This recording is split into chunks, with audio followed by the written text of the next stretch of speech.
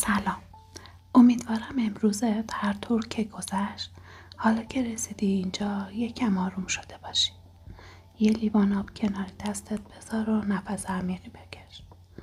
بذار همه فکرهای پراکنده روز آروم آروم از ذهنت برن بیرون.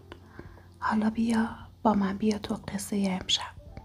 یه قصه که شاید آخرش خوابت ببره، ولی قبلش دلت سبک‌تر میشه و فکرت آروم‌تر و ذهنت میره به دنیایی که فقط توی خیال میشه دیدش. اگه از این حال و هوا خوشت میاد سابسکرایب کن تا هر شب با هم بریم سراغ یه قصه تازه. لایکات، کامنتات و بودنت اینجا باعث میشه این صدا ادامه پیدا کنه و من دلگرم باشم. پس آروم دراز بکش، چشمهات رو ببند و بذار با هم سفر کنیم به دنیای قصه ها. قصه امشب درباره دختری از میان ما آدم هاست و پسری از سرزمینی پنهان، جایی که سازها راز دلها رو فاش میکنن. شبی از شبها دختر کوچیک خانواده خوابیده بود. در خواب گردنبندی از مروارید بر گردنش آویخته بود. مرواریدها چون دانه های شبنم در آفتاب می درخشیدن و نور سپید آروم بخش از اونها جاری می شد. اون حس می کرد هر مروارید راز دنیایی رو در دل خود داره. رازی که فقط در تاریکی شب آشکار میشه.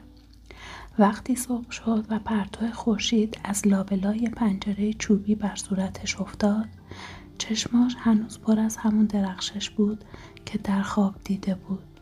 اون آروم به مادر نگاه کرد، به خواهران و برادرش، اما چیزی نگفت. خواب رو مثل گنجی در دلش نگه داشت، چون حس می‌کرد تقدیر در دل همون خواب پنهانه. پدر خانواده مردی بود آروم و کار آزموده. سالها با دستهای پرتوانش برای اهل خانه روزی فراهم کرده بود. اون روزم اما در نگاهش غباری از اندوه پیدا بود. کنار سفره ساده صبحانه نشست و نگاه طولانی به چهره بچه‌هاش انداخت و گفت: فرزندان، زمان آن رسیده که به سفری دور برم. سفری که نمیدونم چه اندازه طول خواهد کشید. اما پیش از رفتن دوست دارم دل شما را شاد کنم. هر کی هر چی میخواد بگه تا در بازگشت سوغاتی براش بیارم. بچه‌ها یکی پس از دیگری چیزی خواستم. یکی گفت برام پارچه‌ای بیار به رنگ آسمون. یکی دیگه گفت من آینه‌ای میخوام که صورتم را چون ماه روشن نشون بده. سومی عطری خواست از گلهای دوردست و هر کدوم آرزوی خود را با لبخند بر زبان آوردند. وقتی نوبت به دختر کوچک رسید همه سکوت کردند. اون نگاهش رو به زمین دوخت، دستهاش رو در هم گره زد و با صدای آروم نرمتر از نسیم بهاری گفت: پدرجان، من گردنبندی از مروارید میخوام. اگه برام نیاری یا اون رو فراموش کنی، انگار راه بازگشتت از یک سو به دریای بی انتها برسه و از سوی دیگه به آتیش سوزان. سکوت سنگینی بر اتاق افتاد. پدر با شگفتی او را نگاه کرد. دختر نه شوخی کرده بود و نه لبخندی بر لب داشت. چشمانش جدی و درخشان بود. گویی رازی نهفته را فاش میکرد. مرد چیزی نگفت. تنها دستی بر سر دختر کشید و از جا برخاست. آن روز خونه پر از همهمه آماده سازی برای سفر شد. اما در دل پدر سخن دختر کوچیکه چون بذر هراسی پنهون کاشته شده بود. بذر هراسی که مثل ترسی که قرار بود در روزهای آینده به درختی عظیم تبدیل بشه. روز موعود فرا رسید. پدر با دلی پر از اندوه اما چهره آرام بخچه کوچکش را بست. مادر اشک در چشم داشت اما لبخند بر لب تا دل بچه‌ها نلرزه. بچه‌ها کنار در ایستاده بودند و با نگاه‌های پر از انتظار پدر را بدرقه می‌کردند. پدر کلاهی بر سر داشت. دستی به موهای شولیده پسر بزرگ کشید و گونه دختر کوچیک رو بوسید. لحظه‌ای درنگ کرد. نگاهش بر گردن دختر افتاد. جایی که روزی گردنبند مروارید باید می درخشید. در دل لرزید، اما بی آنکه چیزی بگه راه افتاد. راه سفر طولانی بود. مرد روزها از جاده‌های خاکی و بیابان‌ها گذشت. شبها در سایه درختان آرامید و در روشنایی ستارگان دعا خواند. در هر شهری که می رسید برای فرزندانش یادگاری برمی داشت. آینه از بازار پرهیاهو، عطری از گلهای ناشناخته، تکه پارچه‌ای به رنگ آسمان، اما هرچه بیشتر گشت گردنبند مرواریدی نیافت. در هر دکان و بازار پرسید، پاسخ یکی بود: مروارید؟ نه، اینجا نیست. آروم آروم فشرده می شد. هر شب پیش از خواب یاد سخن دختر کوچیک در ذهنش زبانه می کشید. اگه نیاری راحت از یک سو آتش میشه و از سوی دیگه دریا. ماه گذشت و سرانجام زمان بازگشت رسید. مرد خسته غبارآلود پا به جاده وطن گذاشت. نسیم خونه در رگهاش جان می‌دمید و اما دلش هنوز سنگین بود. هنوز چند فرسنگ مانده بود که ناگهان آسمان دگرگون شد. باد سهمگین وزید. ابرهای سیاه گرد اومدن. پیش روش دریای بیکران پدیدار شد که موجهاش چون کوه می‌غوریدن. پشت سرش آتشی عظیم زبانه می‌کشید، چنان که زمین را سرخ و هوا را داغ کرده بود. مرد خشک ایستاد. زمین زیر پاش لرزید. اشک در چشمانش جمع شد. اون لحظه دونست که پیشگویی دختر کوچکش به حقیقت پیوسته. زانو زد. دستاش رو به سوی آسمان بلند کرد و با صدایی شکسته فریاد زد: خدایا مرا یاری کن. در همان دم از دل دریا دستی سپید و درخشان برآمد.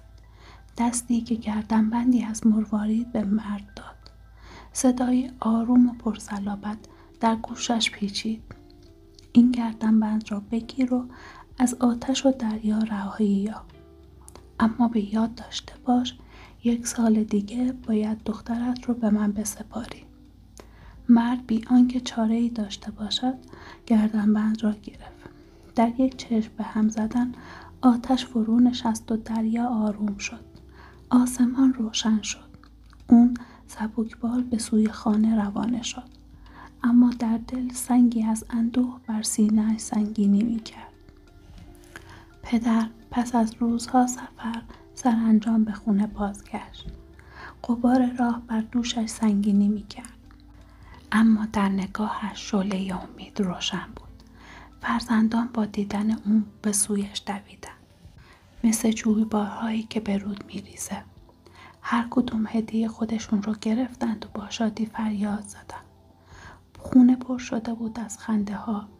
یکی پارچه آبی رو دوشش میانداخت، یکی دیگه در آینه تازه خندید و دیگری بوی عطر رو با شگفتی به مشام کشید. تنها دختر کوچیک بود که آروم ایستاد و چشمهاشو به پدر دوخت. مرد با دستانی لرزان گردنبند مروارید رو از بخچه بیرون آورد. نور سپیدش خونه کوچیکشون رو روشن کرد. گردنبند رو بر گردن دختر انداخت و گفت: مواظبش باش.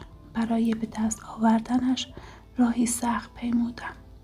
لبخند کوتاه بر لبان دختر نشست، اما در عمق نگاهش چیزی پنهان بود، چیزی که کسی جز خودش نمیدونست. اون شب خونه پر از شادی بود. مادر با دیدن فرزندان شادمان بارها خدا را شکر گفت، اما در دل پدر زنجیر سنگین و وعده‌ای که داده بود لحظه آرامش نمی‌گذاشت.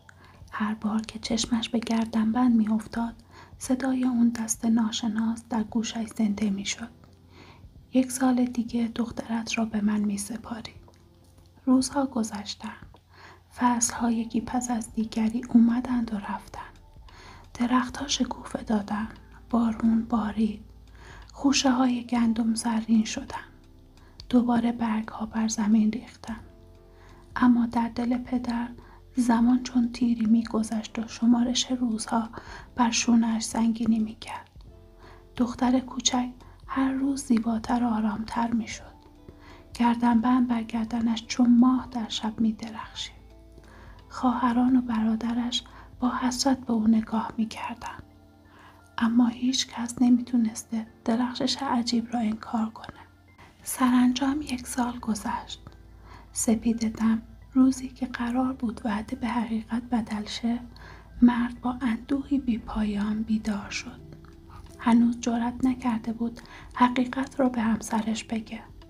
اما هنگامی که آفتاب بالا اومد، ناگهان در کوبیده شد.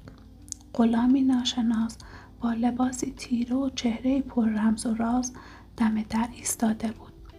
اون به آرام میگفت: آمدم تا امانت خود را بگیرم. 1 سال پیش دریا و آتش راه تو را بستند. ما تو را رها کردیم. اما حالا زمان وفاست. پدر بی رمق و بی صدا نشست. بغض در گلویش گره خورد. نمیدونست چجوری حقیقت رو به فرزندان و همسرش بگه. اما چاره جز اعتراف نبود. وقتی سخنش بر زبانش آورد، خانه در هم ریخت. گریه بچه‌ها، شیون مادر و نگاه آروم دختر کوچیک همه در هم آمیختند. دختر آروم دست پدرش رو گرفت و گفت: پدر جان، نگران نباش. اگر سرنوشت چنین خواسته، من خواهم رفت. گردنبند رو به یادگار برایم آوردی. حالا بگذار راه را تا پایان بروم. ظهر اون روز هوا بوی اندوه میداد. مادر در گوشه‌ای نشسته بود و با دستان لرزان موهای دخترش را شونه می‌زد. خواهرانش دور تا دور ایستاده بودند و هر کدام اشک می‌ریختند. برادر کوچیک دامن خواهر را گرفته بود و التماس می‌کرد که نره. دختر هم آرام، چشمانش مثل آسمان صاف، بی هیاهو و بی لرزش، تنها وقتی گردنبند را لمس می‌کرد نگاهش اندکی غمگین می‌شد. پدر در آستانه در ایستاده بود و نمی‌توانست چیزی بگوید. هر واژه‌ای که بر زبان می‌آورد در دلش سنگین‌تر می‌شد. غلام همان مرد ناشناس همچنان بیرون خانه ایستاده بود. صبور و خاموش، گویی سایه‌ای از تقدیر. سرانجام لحظه جدایی فرا رسید. مادر دختر را در آغوش گرفت و بوسه‌ای بر پیشانیش نشاند. دخترکم، هر کجا که باشی دعای من همراه توست. دختر لبخندی آروم زد. به پدر نگاهی کرد و گفت: پدر جان، این گردنبند یادگار شماست. همون کافی است تا همیشه پیوند ما باقی بماند. آنگاه با قدم‌های آرام از خانه بیرون رفت. غلام دستان او را گرفت و بی آنکه حرفی بزند او را بر دوش خود نشاند. باد عصرگاهی وزید و ناگهان غلام بال گشود. دستانی چون پرنده یافت و بالهایش از زمین جدا شد. دختر با شگفتی دید که خانه، کوچه ها و شهر کوچکشان زیر پایش کوچک و کوچکتر می شود. باد در موهایش پیچید و خورشید در افق فرو می رفت. قلبش تند می تپید. اما آرامشی عجیب در وجودش بود. گویی می دانست این پرواز آغاز سرنوشتی تازه است. چندی نگذشت که به کنار دریای پهناور رسید. آب چون آینه زرین زیر نور غروب می درخشید. غلام بر ساحلی ایستاد و به دختر گفت: چشمانت را ببند. تا دوباره بگشایی جهان دیگری در برابرت خواهد بود. دختر فرمان برد. وقتی چشم گشود دید در تالاری بزرگ و باشکوه ایستاده است. سقف تالار بلند بود و دیوارها از بلور و سنگ‌های گرانبها ساخته شده بودند. پرده‌هایی از حریر در باد تکان می‌خوردند و نوری نرم همه جا را پر کرده بود. غلام لبخند زد و گفت: از این پس این کاخ سرای توست. روزها یکی پس از دیگری گذشت. دخترک در کاخ بزرگ و پرنور زندگی می‌کرد. هر اتاق پر از شگفتی بود. در یک اتاق عروسک‌های زیبا صف کشیده بودند. در اتاقی دیگه کتاب‌هایی پر از تصویر و در تالاری بزرگ وسایلی بود که هرگز پیش از اون ندیده بود. غلام صبحها اون رو به باغ کاخ می برد که درختان سر به فلک کشیده بودند و پرندگان آواز می خوندند. هر آرزویی که بر زبان می آورد غلام بیدرنگ برآورده می کرد. اگر غذایی می خواست آماده می شد. اگر لباسی می خواست پیش چشمش ظاهر می گشت. اما با همه این نعمتها دل دختر آروم نبود.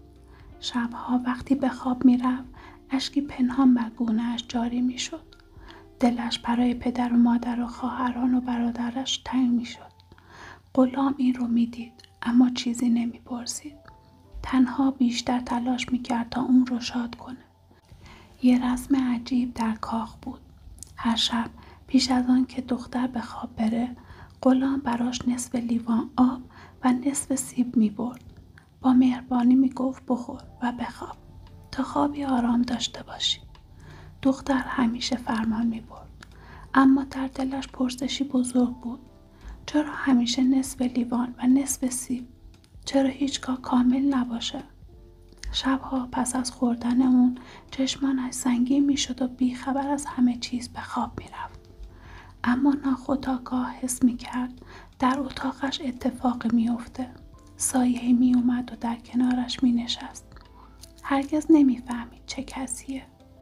چون خواب عمیق همه چیز رو از یادش می برد.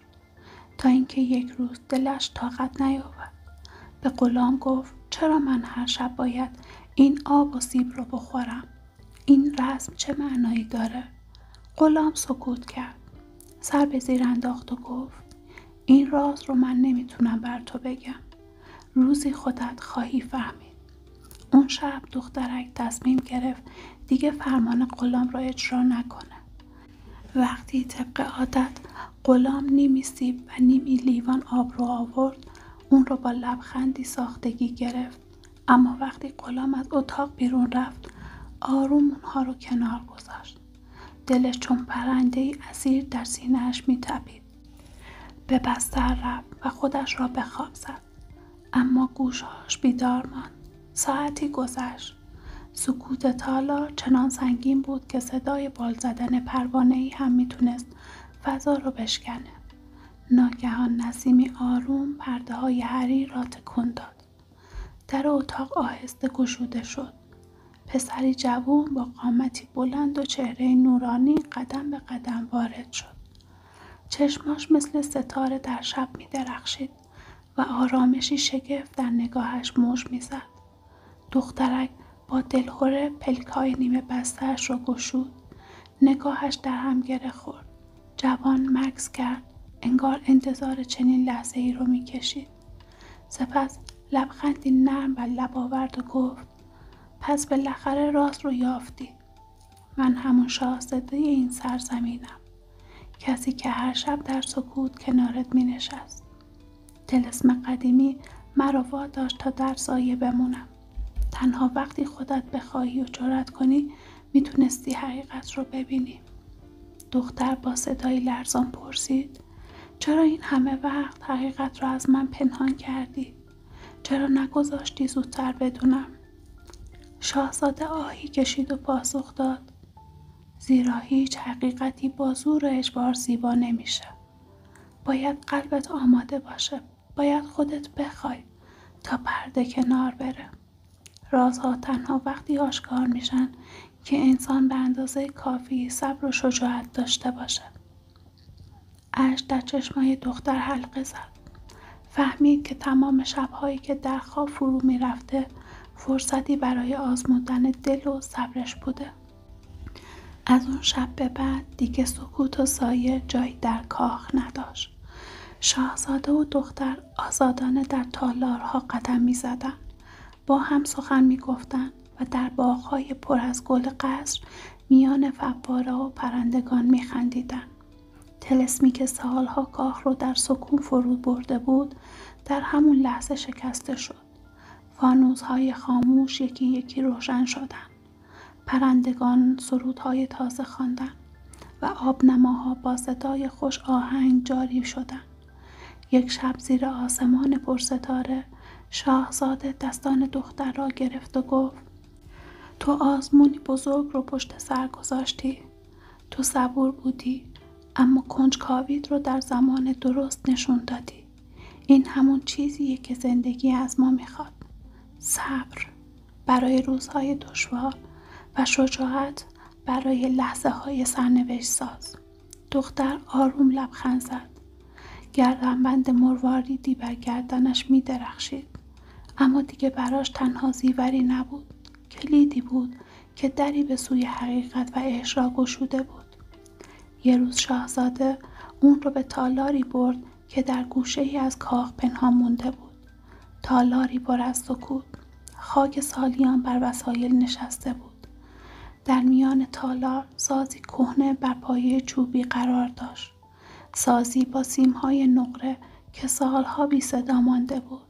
شاهزاده گفت این ساز راز بزرگی داره. هر کس با غرور یا ترس به اون نزدیک بشه جز سکوت چیزی نخواهد شنید.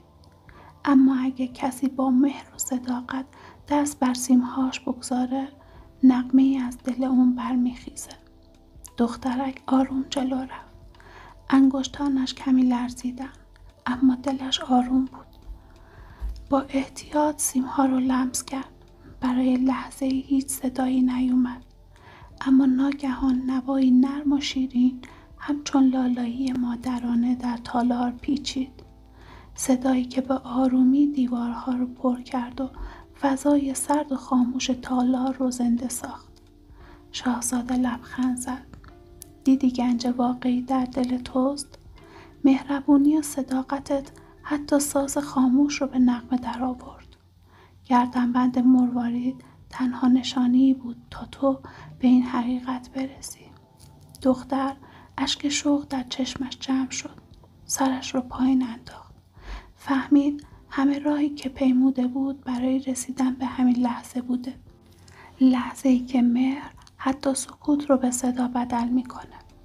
از آن روز به بعد زندگی در کاخ رنگ دیگه‌ای گرفت. دختر و شاهزاده هر روز در باغ‌ها می‌گشتند و کنار هم می‌نشستند و نوای سازی را گوش می‌دادند که حالا همیشه می‌نواخت. غلام که سالها وفادار خدمت کرده بود با لبخندی پنهان از دور نظاره می‌کرد و آروم در دلش خوشحال بود. شبی بزرگ جشن باشکوهی برپا شد. فانوس‌ها بر آسمان رها شدند و چون ستارگان تازه در شب درخشیدند. مردم و پریان شادمانی کردند و آواز سر دادند. شاهزاده دست در دست دختر گذاشت و گفت از امروز تو بانوی این سرزمین خواهی بود. نه به خاطر گردنبند و نه به خاطر کاخ بلکه به خاطر قلبی که توانست حقیقت رو بشنوه و ساز خاموش رو به آواز در بیاره. دختر با لبخندی آروم پاسخ داد گنجی که یافتم نه در مروارید بود و نه در دیوارهای این کاخ بلکه در عشقی بود که مسیر زندگیم رو روشن کرد و همونطور که دختر قصه آرامش و عشق را یافت امیدوارم شما هم در زندگیتون به قشنگترین آرزوهاتون برسید. خب قصه امشبمونم به آخر رسید. امیدوارم تا حالا چشمات کم کم گرم خواب شده باشه و فکرت از هیاهوی روز دور شده باشه. میدونی گاهی همین چند دقیقه قصه کافیه تا دلت آروم بگیره و ذهنت سبک بشه.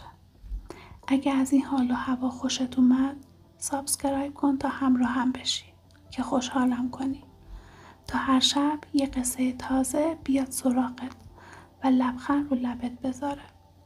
شبت پر از رویا، ذهنت آروم و دلت سبک و خوابی که بوی آرامش میده. شب بخیر.